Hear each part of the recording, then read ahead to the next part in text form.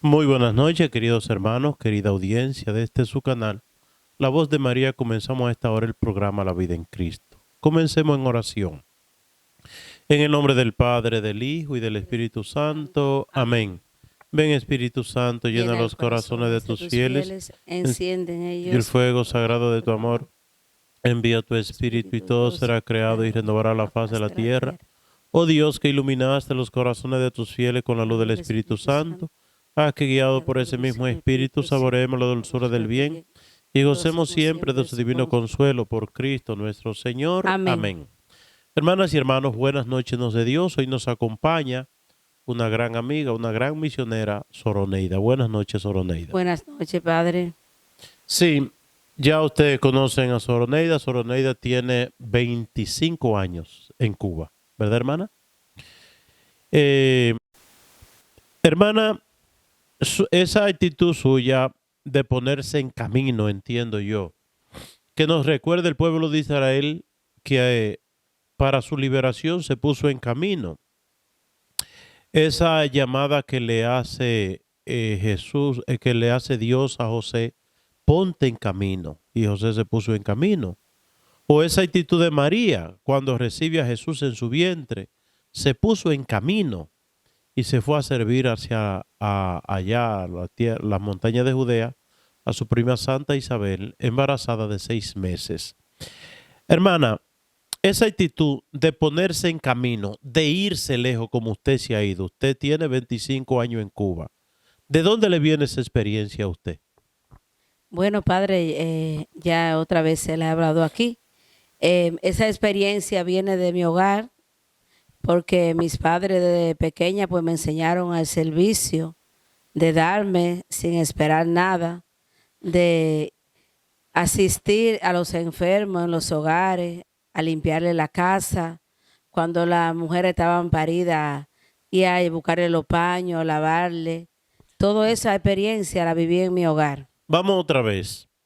Cuando usted estaba en su casa, en proceso de crecimiento, siendo un adolescente, ustedes son dos hermanas, 3. tres hermanas. Y a las tres la mamá la mandaba, Sí. donde había un enfermo, donde había una mujer parida, donde había un necesitado. ¿Y de dónde le venía a su mamá esa actitud? De mandarla a usted. Porque yo entiendo que su mamá también iba. Sí, ella, bueno, ya la primera, hasta la 1, a las 2 de la mañana que la llamaban para poner una inyección, para si alguien estaba mal o si necesitaba un medicamento, para ir a un hospital. Mi mamá se levantaba y nos dejaba con papá y se iba. A la hora que fuera, ella iba. Es decir, su mamá era una voluntaria social, ¿verdad?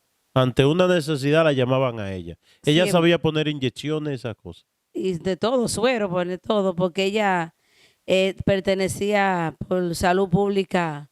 Ella era la que ponía la vacuna a todos los Ella era niños. promotora de salud. Ajá. Ok. Y entonces ella la fue envolviendo a usted en ese mundo de ayudar a los más pobres, a los necesitados, a los enfermos. Sí, también con nuestra abuelita, María Jaque. Nosotros íbamos también, ella con ella, pues, cuando los hijos necesitaban, los tíos de nosotros que o estaban paridas, ella iba con ella, le ayudábamos a limpiar con ella.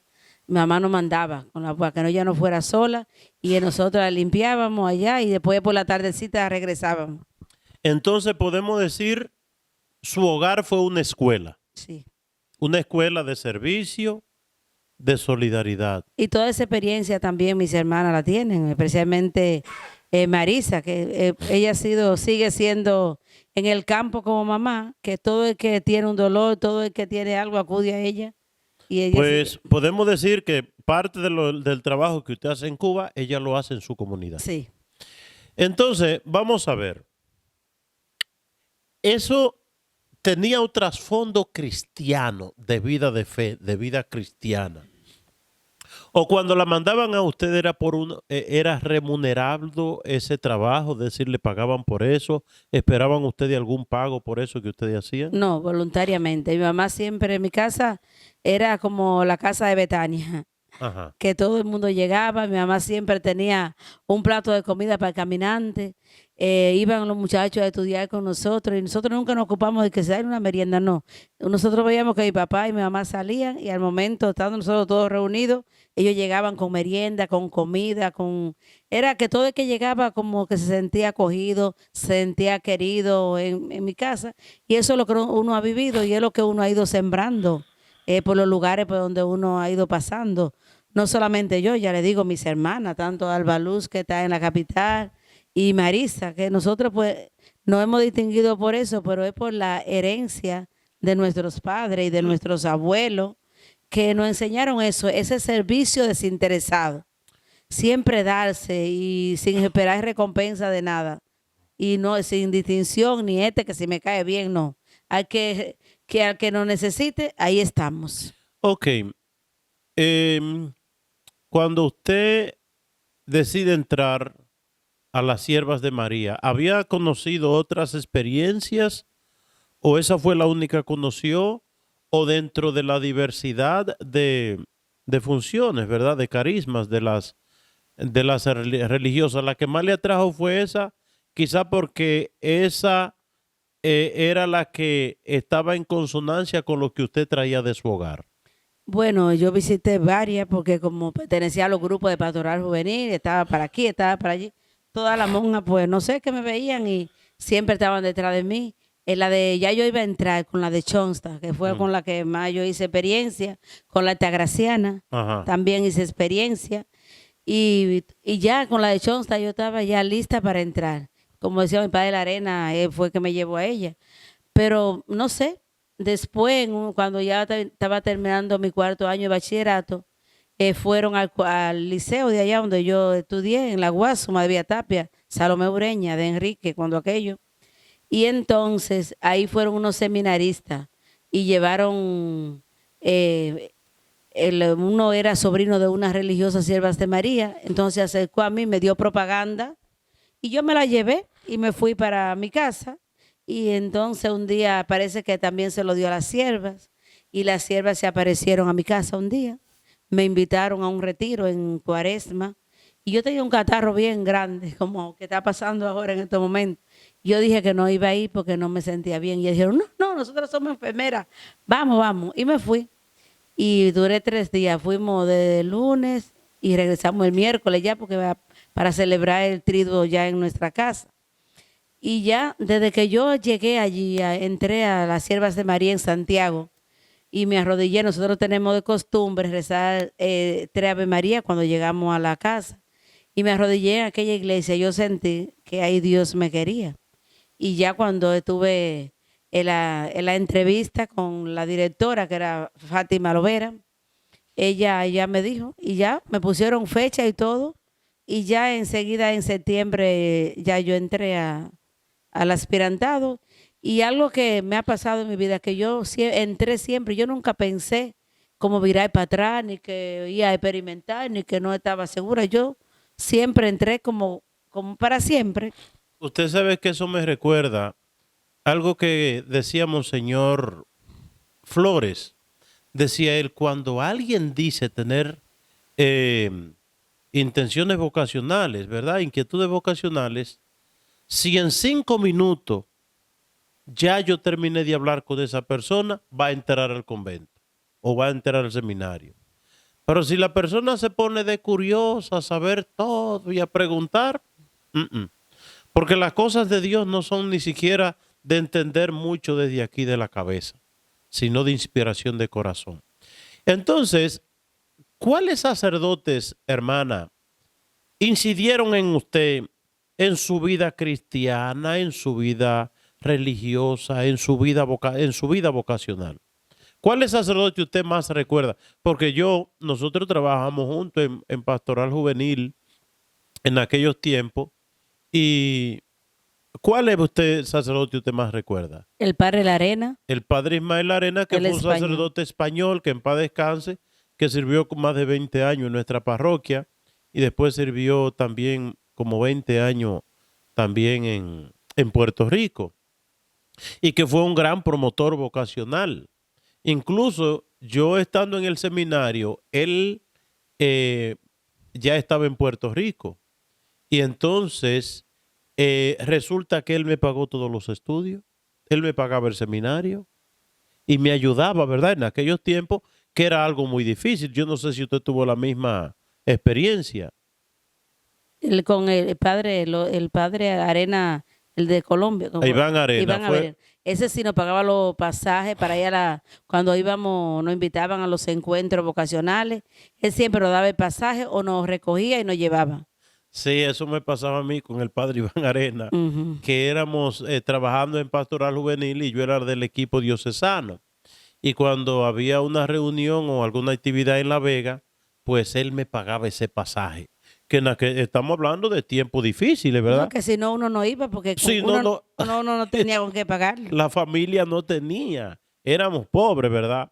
Y entonces uno recuerda esos tiempos y entonces que incluso el padre La Arena la llegó a visitar a usted allá mientras usted estuvo en un convento en Puerto Rico, ¿verdad? Sí, cuando estaba en el noviciado. Y Sí, después tú hice juniorado allá también en Puerto Rico. Y él también yo fui a su diócesis porque había una hermana que ya salió de que estaba era de por allá y nosotros llegamos allá. Y muchas veces nos fue a visitar y muy pendiente y se recordaba todavía.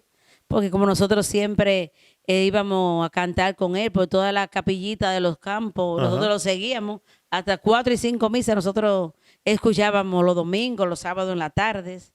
Él nos sí, recogía para que nosotros animáramos, porque la comunidad de nosotros en ese tiempo era una comunidad con 100 jóvenes, padre, en el grupo en de el Pastoral grupo Juvenil. pastoral juvenil, y era un grupo lindo y era muy bonito.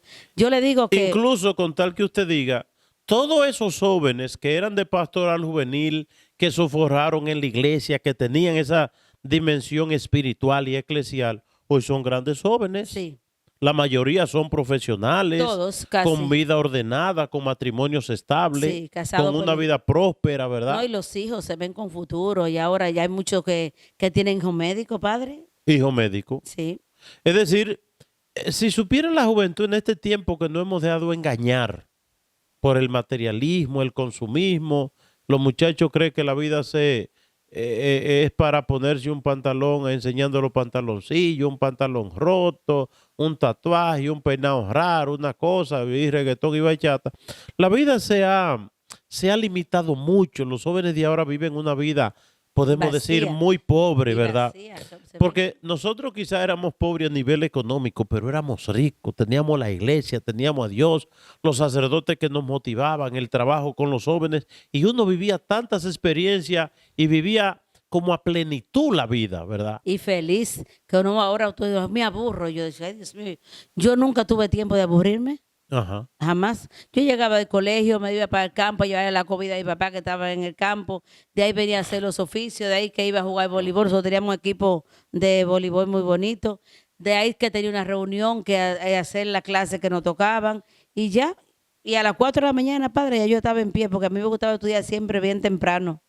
Y mi papá me recuerdo yo, cuando eso no había ni luz ni nada, que se levantaba y nos prendía una lamparita Ujú. y con esa lamparita uno estudiaba por la mañana. Una lamparita humeadora, Ajá. como dicen. Entonces, eh, que uno ve la pobreza ahora de estos jóvenes alejados de Dios, trabajando de sol a sol para beber cerveza, para beber alcohol, para Triste. prostitución. Es decir, una vida triste. Al final usted ve que todo eso termina en nada, tanto los muchachos como las muchachas.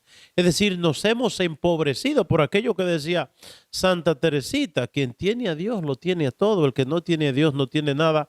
Y por eso ante tanto vacío, estos muchachos aburridos, tristes, amargados, deprimidos, que incluso muchas veces, que de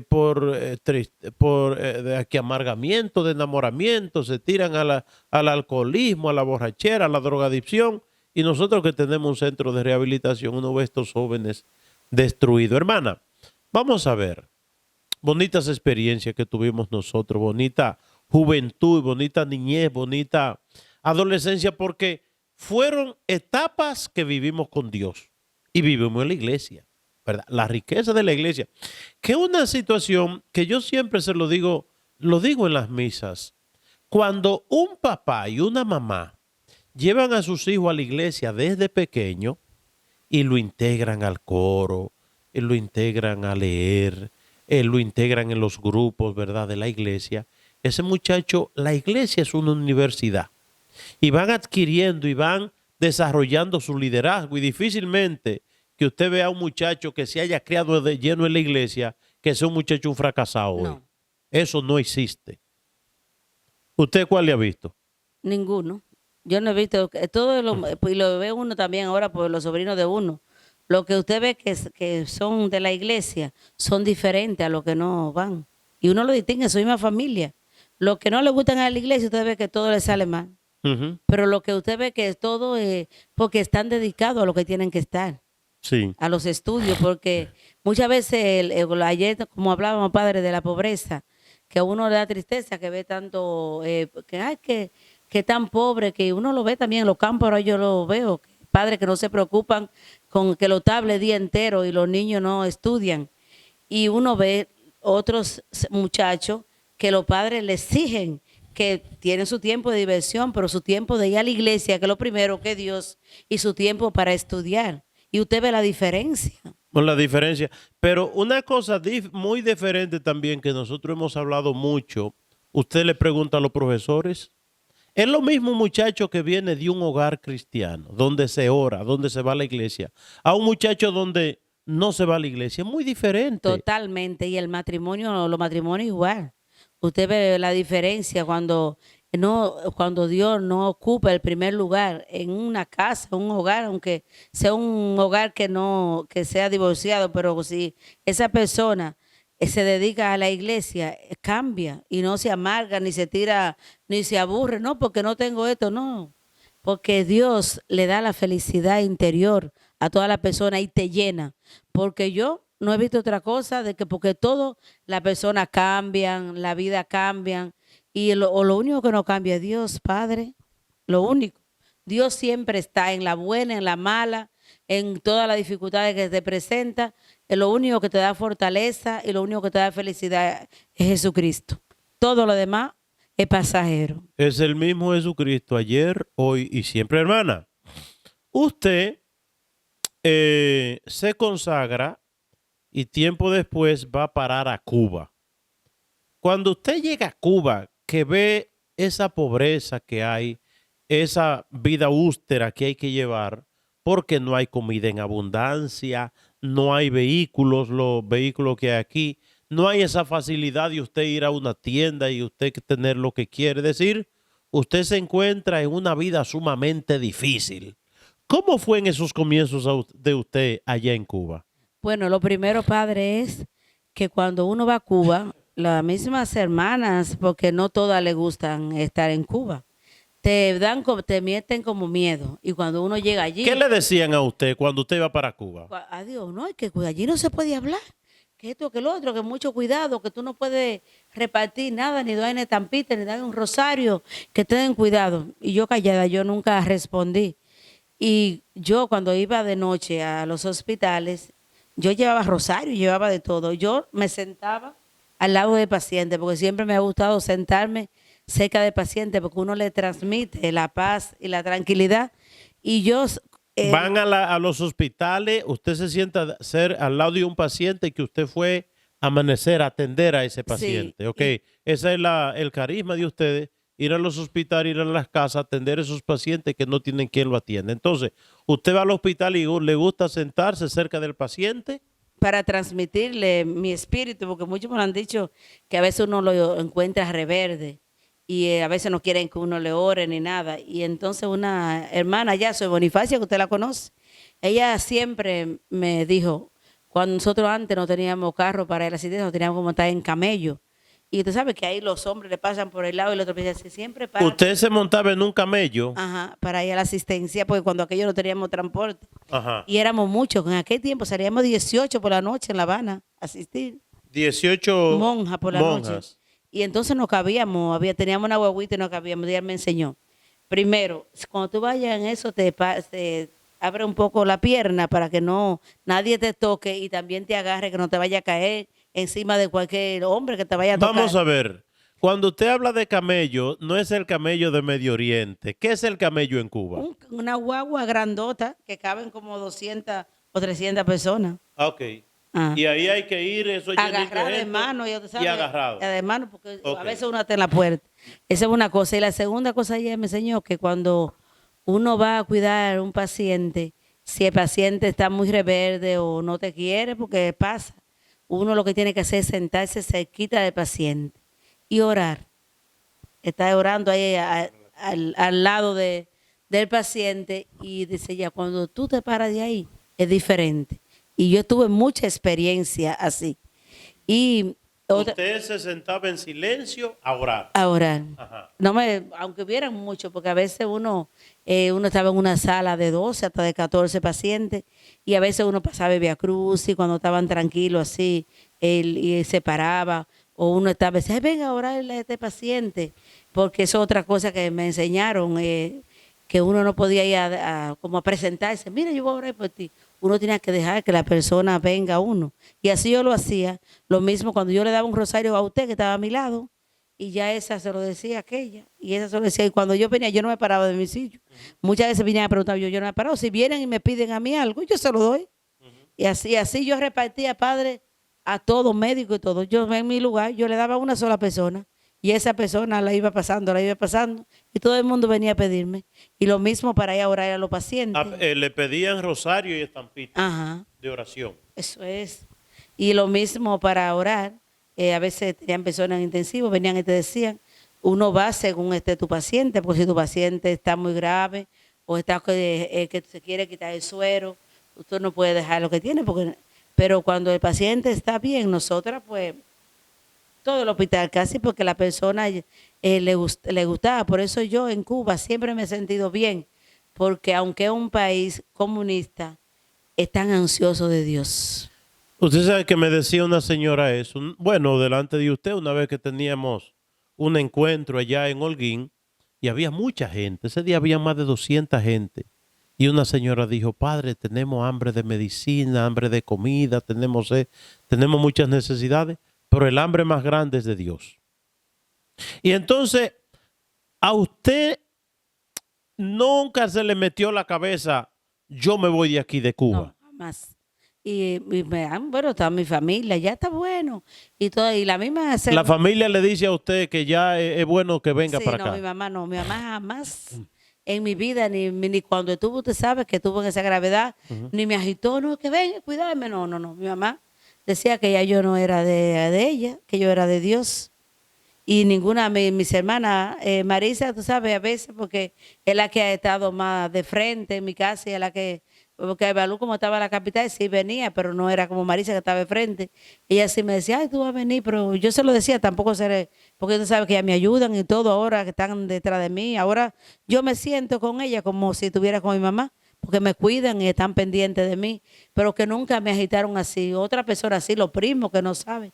¿Cuándo tú vas a dejar de venir para Cuba? Ya está bueno tanto tiempo que yo le digo, yo no pido nada. El día que me manden, mira, mi papá siempre decía, yo voy a morir y tú no vas a estar. Y mira, y Dios me mandó 2 años y le dio una leucemia fulminante que murió en 10 días. Y estuve en todo el tiempo que mi papá estuvo enfermo, yo estuve a su lado. Su mamá no. Usted no estaba aquí cuando su mamá No, murió. vine en su enfermedad 2 veces. Le agradezco que tuvo un mes dedicada a ella completo. Y ya cuando ya me fui, que pensé que iba a vivir ahí al año, no pude llegar y murió antes ya. Después que murió no había vuelo ni había nada. Pues tuve que decidir. Pero mire, yo me quedé con una paz y una tranquilidad porque mis hermanas pues me dieron fuerza. Y de verdad que toda esa noche que mi mamá estaba en agonía, yo estaba asistiendo. Pero como ahora hay estos medios, pues yo estuve al tanto. Yo llegué a la casa a las 6 de la mañana y ya mi mamá había muerto y ya yo iba para la misa a rezar los laudes y a la misa. Yo me dio algo, me dijo, sube y revisa el celular. Y cuando reviso el celular, padre, era que mi mamá había muerto. Y voy y se lo digo a la superiora que tenía en ese entonces y llegó el obispo, iba a dar la misa. Y yo era la que dirigía los cantos y cantaba, padre. El Señor me dio una fuerza tan grande. Yo canté ese día, siempre, con dolida y todo, pero me dio esa fuerza y había acabado de trabajar toda esa noche. Ya esos días me quedé en la casa porque todo el mundo llamándome, todas las hermanas, los familiares para darme pésame. Pero dentro de esa tristeza, yo sentía esa fortaleza interior que me la daría mi misma mamá. Mi mamá era una mujer profundamente de fe. Mire, vamos a una pausa religiosa y vamos a tratar un poquito ese tema. Vamos a una pausa y retornamos en breve con la parte final del programa La Vida en Cristo. Esta vez conversando con la hermana Soroneida con su experiencia de 25 años en Cuba. Adelante.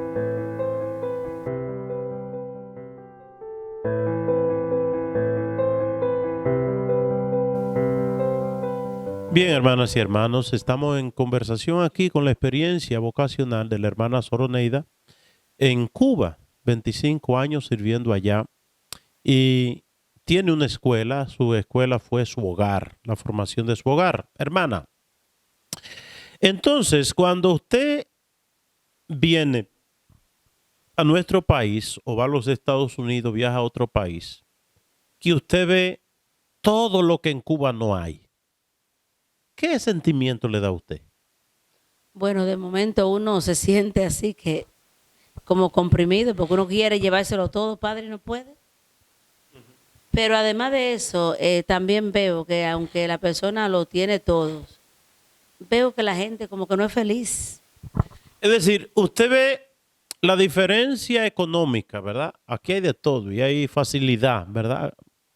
Facilidad económica, poder adquisitivo. Pero ¿qué usted ve aquí en este país que tiene todo lo que Cuba no tiene? Que nunca como que se están conformes, siempre quejándose, y eso me duele porque yo veo tanta comida. Pues mire, yo voy al campo, voy allí, eso todo así, de sobra, botando y mucho desperdicio. Y hasta la gente pobre vota y Y desperdicia. desperdicia. Entonces, yo veo que allá uno quisiera, pues, hasta la fundita, como dicen aquí, la java, no sé, allá se le dice java, donde se echan la basura. Aquí la botan, allá nosotros la lavamos, la volvemos a lavar, La funda plástica. la funda plástica. Y aquí uno ve cómo botan todos. Ujú. Y entonces todas esas cosas, pero yo digo, Dios mío, a la persona mientras más se le da, más insatisfecha se ve. Y eso es lo que es, porque allá, ¿Usted no ve esa insatisfacción en Cuba? no, ya la gente, mire, por cualquier cosita está feliz. O a un médico usted le regala un jabón como le regalara $100.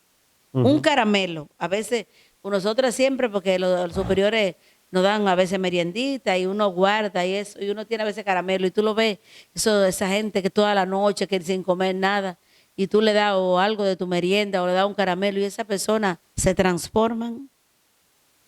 Y aquí usted le puede dar un caramelo o un jabón a un médico, jamás, porque eso es nada. Ujú. Y allá para usted le da un jabón o un caramelo a un médico, usted cree que le da el regalo más grande. Ok. Entonces usted ve una insatisfacción, ¿verdad? Como Sí, no tan contento. el ser humano, Muy como queja- decía Digo Platero y yo siempre quiero más, yo nunca estoy contento, yo no ¿verdad? sé de qué se quejan porque en los tiempos de nosotros pues tampoco había esa abundancia, Ujú. ni teníamos eso.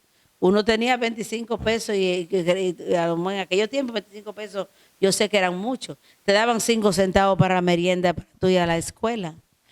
Y de eso uno ahorraba a veces para tener un regalito para el Día de la Madre, que a veces los mismos profesores, de eso uno a veces se lo dejaba de comer para ahorrarlo, para comprarle un regalito para el Día de la Madre. Ok, hermana, vamos a ver algo. Yo he ido a Cuba y conozco la situación que hay allá, ¿verdad? Incluso que nosotros hemos viajado con visas especiales que tenemos acceso a todos los estratos sociales de Cuba. Usted viene aquí a este país y yo le digo, hágame un listado de lo que usted necesita. Vamos a ver. Usted me dice, pone un listado de medicina, aspirina y hilo Satura, para saturar, hilo de coser una gente, ¿verdad? De hacer. Y operación. usted pone toda clase de medicina, pero a nivel de comida, usted me decía que las monjas allá tenían más de un mes que no bebían leche. Ujú. No hay leche. No. En allá nosotras antes teníamos acceso mensual, nos daban la leche, pero ahora después de la pandemia, allá no hay leche en ninguna de nuestras casas. No hay leche. No. Y no hay avena, porque No, porque todo es con tarjeta, que hay que comprarla, este, la, con dólares o con euros. Y usted no lo Y tiene. no lo Pero tenemos. a mí me impresionó que usted puso sazones. Le compramos muchos sazones. Sí, Allá porque no hay sazón. no, a veces ni cebolla ni ajo no encuentra. Y si no, carísima. Ujú. Y entonces, pues, cocinamos para muchas personas, porque tenemos empleados, se le llevan a los enfermos. Y como usted sabe, uno cocina unos frijoles y no le echa un sazoncito, no sabía nada. Y usted, cubito, de esos cubitos, Pastillita. pastillita, cubito Maggi, ¿verdad? De esas Ujú. cositas cuadraditas, que se le compró de eso también. Allá no hay de eso. Nada. Se le compró maicena. Allá no hay maicena. Menos. Los Pero otros. ayer, bueno, en estos días viniendo del sur, que fuimos a ver a Monseñor Tomás Alejo, que es de nuestra parroquia, de la parroquia San Antonio de Padua de los Limones, cuando usted vio guandule, yo vi que usted abrió los ojos y yo le dije, ¿quiere guandule? Sí. Yo pensé que era para cocinar aquí, Para pero llevármelo. es para para llevar. Ya lo tengo preparado. El Maibalú me dijo que lo Allá frizaran no hay ya. guandule. No. Y esta mañana yo le di dos paquetes eh, de eso que De parece chícharo, guandule. chícharo verde, le llaman a eso allá. Chícharo verde, eso es lentejas. Ajá, parecen como Allá no hay lentejas. Allá no hay de eso. con tarjeta, con euros, todo eso se consigue y no siempre. ¿Y qué La cer- acceso tiene la gente que lo que gana es 2 o 3 pesos a esas cosas? No, lo que ellos viven por las personas que están fuera. Que le pueden mandar $100, que le pueden mandar 50. Ahora pueden comprarle la cosa desde allá Ok. y le llegan los paqueticos. ¿Y qué, una pregunta, el gobierno a una familia, qué le da mensual? 7 libras de arroz, un poquito de frijoles 7 negros libras por persona o por la familia por entera? personas. Por persona. Sí, padre, Ajá, para un mes entero. un mes. No, y ahora, Es decir, si una familia de 5 le dan 35 libras de arroz. sí, pero eso no da. No da. ¿Y qué más le da? Un poquito de frijoles negros, a Ajá. veces le dan chícharo, que es un frijol blanco que a veces aquí en la escuela la daban Habichuela negra. y le dan azúcar negra, azúcar blanca, un poquitico de aceite. Pues personas como así, una gotítica así. Y a veces le dan espagueti, jabón de lavar y jabón de baño. A Ajá. veces cada 3 meses. Le dan. La gente no tiene jabón allá para. Le dan como... Por eso siempre yo he oído, y siempre que voy a Cuba, que cuando uno le da un jabón a una persona, la persona se siente muy agradecida. Es que no hay jabón para que la gente en abundancia, ¿no? Porque padre, como decía, todo es con tarjeta. Por ejemplo, las hermanas, cuando quieren comprar algo, porque sabes que nosotros a veces vivimos por proyecto Ujú. y tenemos que comprar para los pobres, para los enfermos, cosas. Tienen que levantarse a las 4 de la mañana, a veces los choferes, hacer una cola para ver si pueden comprar. Ujú. Y a veces le dan hasta las 5 de la tarde y todavía están en la cola. Ok.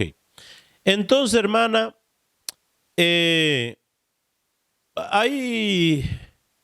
Todo tiene su más y su menos, ¿verdad? Nosotros tenemos en abundancia y vivimos insatisfechos y quejándonos. Y allá uno ¿Verdad? es feliz. Entonces, por eso es que es bueno a veces salir, ¿verdad? Porque hay gente que te lo oye hablando de este país, que esto está acabado, que esto está destruido, pero cuando uno va a Cuba o a Venezuela o a Nicaragua, entonces uno ve la realidad.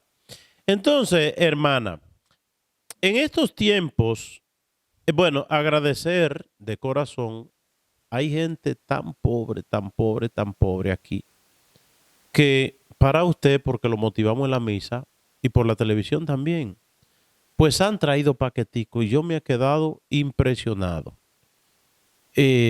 como que tocado, ¿verdad? Por la generosidad de la gente.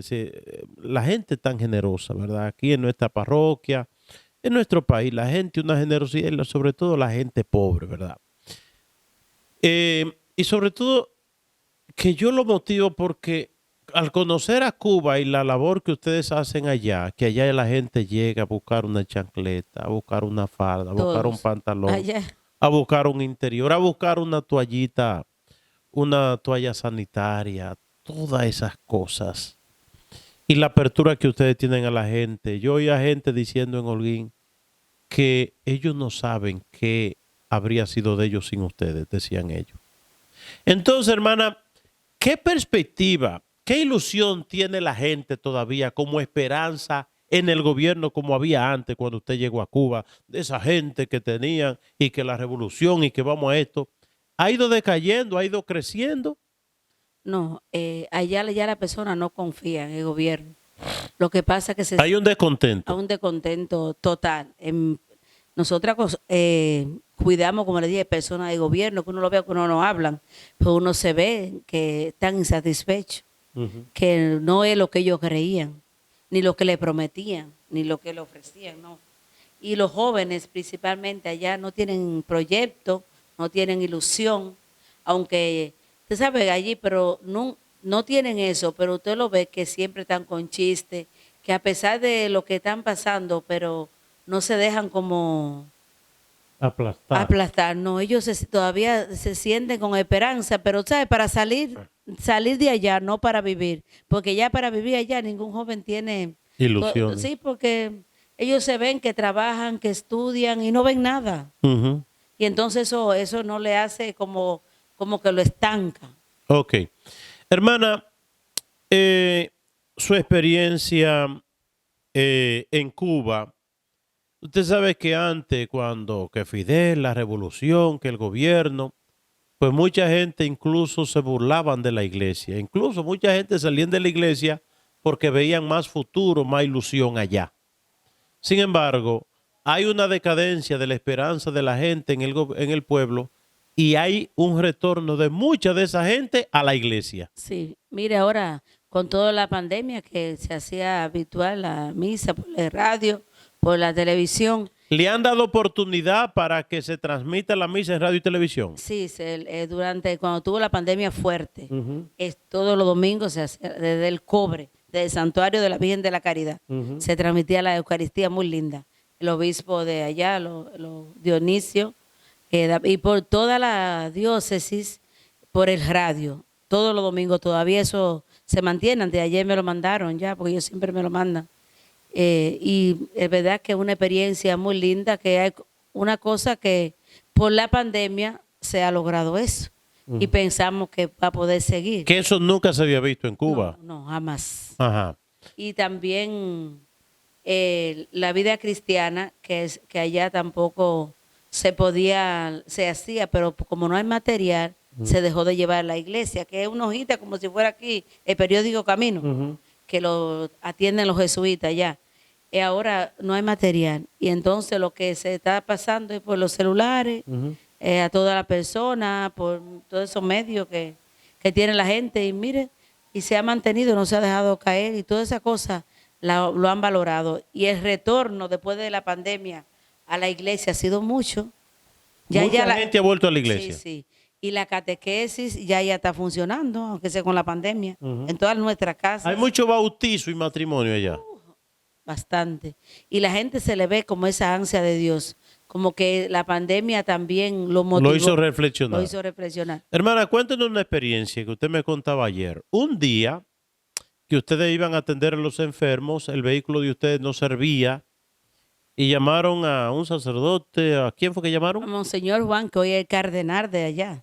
Llamaron el cardenal a ustedes. Sí, para que nos mandara a alguien, para que nos llevara a la asistencia, porque nosotros no dejamos la asistencia por cualquier cosa. ¿Y qué hizo el cardenal? Y dijo, ya eso está resuelto. A las 8:30 yo voy. Y a las 8:30 estaba el cardenal. Él mismo manejando su vehículo. Él manejando. Nos llevó y a las 5:30 volvió a recogernos por la mañana. El cardenal tomó su vehículo, la buscó a ustedes y la llevó a los hospitales y la regresó otra vez. Sí, en la casa. Y yo estamos cuidando allá a la mamá que fue secretario de la conferencia, que tiene la mamá de 103 años. Llevamos muchos años cuidándola. Y él con una vergüenza, cuando yo le dije, yo estaba cuidándola esa noche, le dije, el cardenal fue que me trajo. Dice, ay Dios mío, levantáis tan temprano. Yo le dije, no, él lo hace con una naturalidad, porque él le gusta mucho los enfermos. Cuando un sacerdote está enfermo, él no se mueve de lado. Él lo cuida, lo baña. Cuando una mamá de un sacerdote se enferma, se lo lleva para El cardenal. el cardenal ¿Qué hace el cardenal? El cardenal se lleva a la mamá del sacerdote. del sacerdote para su casa, para allá, para el Ajá. obispado, y se la atiende. El cardenal. Yo estoy sorprendido. Ya. ¿Y cómo cala esa experiencia en ustedes y en la gente que el cardenal haga eso? No, es que para nosotros ya es normal porque la iglesia cubana es una iglesia muy unida y son muy humildes, tanto los sacerdotes Los obispos. como los obispos. Pero ya le dije a las hermanas de las hermanas de la palabra, que Servidora de la servidoras de palabra. la palabra, que fueron un mes y estuvieron ahí con nosotros. Fueron de México. Cuando ellos vieron eso, esa cercanía, dice, ellas se quedaron así, que ella decía, no, esto no, nosotros nunca hemos visto esto, comer con nosotros, sentarse así, aunque nosotros estábamos desayunando y él no desayunaba, y el cardenal, el obispo con nosotros, y así mismo el cardenal, porque antes de estar en La Habana, estuvo en Camagüey, Ujú. y es lo mismo, cuando el carro no fallaba, él nos llevaba la asistencia. Ok. Porque aquí, bueno, esas son las monjas de Cuba, porque nosotros tenemos obispos muy humildes también, Sí, muy sí, sencillos, muy muy cercanos, lindo. ¿verdad? Miren, hay una realidad. Yo aprendí a valorar mucho los obispos de aquí cuando salí del país, en los Estados Unidos, Canadá, en Europa. ¿Cuánto cuesta ver un obispo? Sin embargo, uno va donde el obispo y ahí el obispo Nuestra iglesia, la de aquí dominicana y la cubana, se parecen mucho. se parecen mucho. Sí, la cercanía de los obispos, de los sacerdotes, porque eso es lo que le impactó a uno, la vida de uno, fue eso. Ver Ujú. cómo esos sacerdotes eran tan humildes, que se sentaban allí, que iban, comían con uno, los seminaristas dormían en mi casa mismo, cuando en mi casa todavía no estaba esta casa, que era otra casa, ellos dormían en la casa de uno, comían y eran como si fueran uno de nosotros. Así es. Hermana, entonces, yo pienso que cuando usted, por ejemplo, que vea algo, la medicina, los comestibles, usted inmediatamente piensa en los pobres de Cuba. Sí, sí. Porque ya lo llevo. Mucha gente me dice, ¿tú quieres más a la gente de Cuba que yo? No. El problema es que uno tiene que florecer donde uno está. Yo he estado en toda la casa y he cambiado y a mí tengo gente que lo quiero por allá, pero ya me tengo que sembrar donde estoy. Yo no voy a estar pensando en el otro lugar. Yo hago lo que hago en todos los lugares. Ya hice lo que estoy, ya voy a hacer lo demás en la otra. Ahora me dicen a mí, porque como yo voy con toda esta cosa cargada, dicen, y ya tú no eres la ecónoma. Digo yo, bueno, pero aunque no sea la ecónoma, tengo que ayudar a la comunidad. Porque como yo antes duré 14 años administrando y siempre cargando, ahora no lo soy, pero yo no voy igual me necesitan y las hermanas saben que siempre yo he estado disponible para ayudarlos, que no es para mí, que es para bien de la comunidad. Miren, una de las experiencias de Cuba y bueno, yo me quito el sombrero. Un día nosotros hicimos una misión a Cuba y fuimos de Nueva York, del Kennedy, a La Habana. Y nos tocó entonces ir de La Habana a Holguín, donde estaba la hermana. Y nosotros salimos a dar rueda a las 7 de la mañana y llegamos allá a las 11 de la noche. Camino malo. 12 horas. 12 o 13 horas esa guaguita brincando. Pero ¿cuánto usted ha hecho ese trayecto? Miles de veces, con rastra de cemento y de losa. Ujú. Yo he salido y eso no se puede llevar de La Habana allá. Pero yo siempre le decía, llamaba a la gente que tenía el gobierno, le dije, voy a salir de Vedado con una rastra. Padre, Es decir, un camión lleno de eso. ajá, y yo detrás en la guagua. Ujú, Y ninguna policía no paraba. ujú. Porque yo siempre me gusta hacer la cosa bien hecha y yo cuando iba a hacer eso yo lo anunciaba, le decía y ya, como lo sabían la gente de gobierno, ya parece que lo tiraban para allá. Y no, nunca tuvo un inconveniente, Ujú. jamás, jamás. Y trasladé de La Habana ya muchas veces Mire, cargamento. bueno, nosotros hemos oído mucho. Entonces ese trayecto que para nosotros yo digo, yo no vuelvo a hacer eso si no es una necesidad. De 12 o 13 horas en ese carrito, ese camino malo, esa brincadera, y usted lo hacía con tanta frecuencia. Es una cosa, bueno, loable. Y tantas esas cosas que uno vive y ve allá, bueno, que nos hablan a nosotros de una misión. Cuando la hermana llegó, yo le dije, bueno, pida lo que usted quiera, y me propuse conseguirle todo lo que ella quisiera, porque yo conozco y sé, ¿verdad? Y de ahí que yo quisiera que ese sentimiento de gratitud también en nombre del pueblo cubano, o de esa misión de ustedes a la gente que ha dado algo. Es decir, Dios se lo va a pagar y Dios se lo va a multiplicar. Dios, porque, oigan, yo pienso que uno aquí da algo, ¿verdad? Uno le puede dar pero el otro aquí tiene posibilidades, pero cuando usted ve gente que no tiene ninguna posibilidad, ¿para dónde coge la gente, verdad? Entonces, hermana, eh, en estos tiempos del materialismo, el consumismo, han mermado mucho las vocaciones porque estamos engañados por las pantallas que nos muestran tantas cosas bonitas. Un mundo, como decíamos, señor Tomás Alejo, que quiere despejar y botar y tirar lejos todo lo que huele a Dios. ¿Dónde llegamos nosotros sin Dios?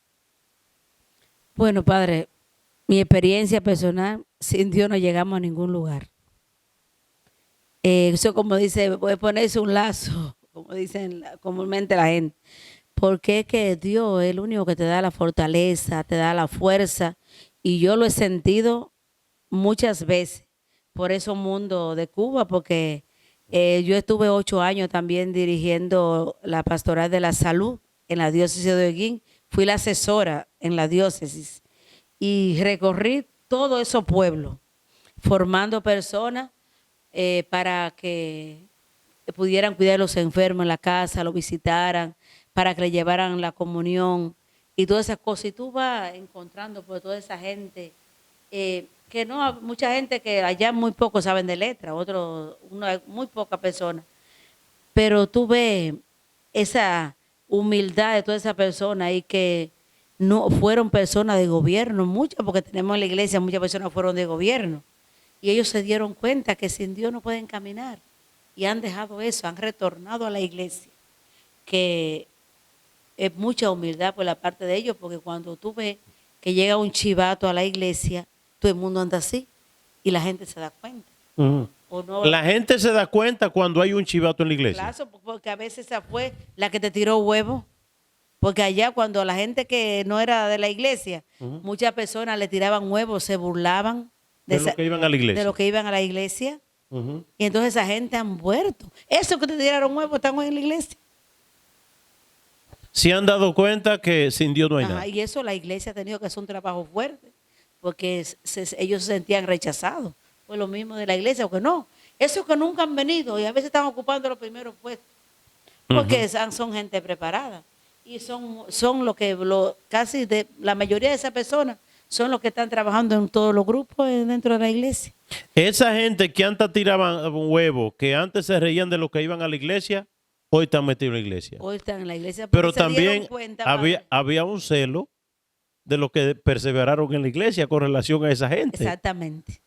Es decir, bueno, miren, que lo mucho hasta Dios lo ve, ¿verdad? Como dice el refrán, como cuando Dios manda, hasta el diablo obedece. Porque que el gobierno le haya dado un reconocimiento a usted. ¿Por qué el gobierno hace eso? En sus 25 años de religiosa, el gobierno de Cuba le dio un reconocimiento a usted. Y no son gente de que no creen en Dios, que no quieren saber de la iglesia, le dan un reconocimiento a usted. ¿Cómo interpretar eso? Porque ellos se dan cuenta, padre, ellos no son bobos. Y ya les digo, cuando nosotros vamos a cuidar, ellos acuden a nosotros, porque nosotras siempre hemos sido queridas por el gobierno en Cuba. La congregación de nosotros y ellos por lo que ustedes hacen, por lo que hacemos y por su testimonio, ¿verdad? Y ellos se dicen, cuando nosotros vamos a cuidar a uno de ellos, dice, nosotros nomás dormimos cuando ustedes están, porque se sienten en paz y nunca nos han dejado, no nos rezan, no, yo le digo, porque yo siempre les rezo. Yo le digo, ¿ustedes quieren que le ore? Yo le pregunto y me dijo, usted puede hacer aquí lo que ustedes quieran. Ok, estamos hablando de gente que han sido funcionarios del gobierno cubano, sí, ¿verdad? De esa gente que eran, y a la hora de estar enfermo, a la hora de una necesidad, acuden a la monja. Y si quieren un medicamento, si necesitan, acuden a nosotros. Y nosotros, ¿Ustedes también le dan medicamento a esa gente? por supuesto, ¿Y ellos no tienen? no, porque a veces no, ellos, ya mucha de esa gente no es lo mismo pues, cuando estaba Fidel, que tú sabes que se lo tenía todo, porque ya después que han sido este gobierno, todo ha decaído allá y ellos no tienen la misma entrada que Ujú. tenían antes. Están mejores que la gente. Pero para lo que ellos hacen, eso a mí a veces me hace llorar, padre, cuando yo estoy en esa casa, que miro para acá, que miro para allá, ni la higiene, ni nada, tú ves esa pobre persona. Y además se le ve la pobreza interior, que aunque tengan, usted lo ve que son unos pobres, que necesitan de nosotros. Y ellos dicen que nosotros somos buenos. Aquí yo recibo un mensaje de la que estamos cuidando, felicitándome y que deseándole cosas para mi familia. Y ellos te dicen, ustedes son mi familia. Usted me decía que atendía a una que fue secretaria de Fidel Castro, La asistente, la asistente. Usted la atendió a la ella. estamos atendiendo. La están atendiendo. A ella y al esposo. A ella, la que fue asistente de Fidel Castro. Sí. ¿Y cómo es la vida de esa mujer, por ejemplo? Impresionante, padre, porque son personas, ellos nunca, eso es una de las cosas que a nosotros nos enseñan, la prudencia, Ujú. que nosotros, nuestro servicio y nuestro testimonio, pero nosotros no nos metemos en la vida de ellas, ni ellos tampoco se meten en la vida de nosotros. Ellas jamás nos han dicho nada en contra de la iglesia y nosotros tampoco le decimos nada en contra. Nosotros es servirle, ayudarle, darle cariño, darle amor, que se sientan bien. Eso es lo que nosotros hacemos. Ok, hermana, ¿qué usted le dice a la gente que han colaborado para esas cosas que usted va a llevar a Cuba ahora? Bueno, padre, nosotros siempre hemos orado por todos nuestros bienhechores. Eso lo tenemos nosotros, que cada 2 meses o 3 meses, no sé exactamente, nosotros hacemos una misa especial por todos nuestros bienhechores. Y de manera especial yo siempre he estado muy agradecida a usted y a todos los colaboradores que siempre me han ayudado, que siempre, tanto en Nueva York como aquí en Santo Domingo. Y yo lo que le deseo por ellos, mucha salud y que nunca se alejen de Dios, porque que se aleja de Dios, ya su felicidad no es lo mismo. Y mucha bendición para toda su familia, para que el Señor pues derrame toda la gracia que ellos necesiten en estos momentos y en todos los momentos de sus vidas. Y los que tienen pues trabajo como lo que vimos ayer, que el Señor pues le bendiga, que el Señor le proteja todo ese trabajo, que cada día pues eso se le multiplique y que, como le dije al principio, cuando uno tiene a Dios y tiene salud, es la mayor felicidad. Y que sin Dios uno no es feliz. No va para parte. Bien, hermana, pues yo le agradezco, ¿verdad? Al final es uno que sale ganando cuando uno colabora y aporta, porque hay más felicidad en dar que en recibir. Dichosos nosotros que podemos aportar algo, ¿verdad? Abrir nuestros corazones a Dios y que Dios bendiga a cada familia de ustedes. Y que por intercesión de la Santísima Virgen María y todos los santos, el Señor bendiga a la hermana en su trayecto y en su misión en Cuba. Bendiga a ustedes, su familia, en el nombre del Padre, del Hijo y del Espíritu Santo. Amén. Amén. Siga con la voz de María, su mejor compañía. Buenas noches.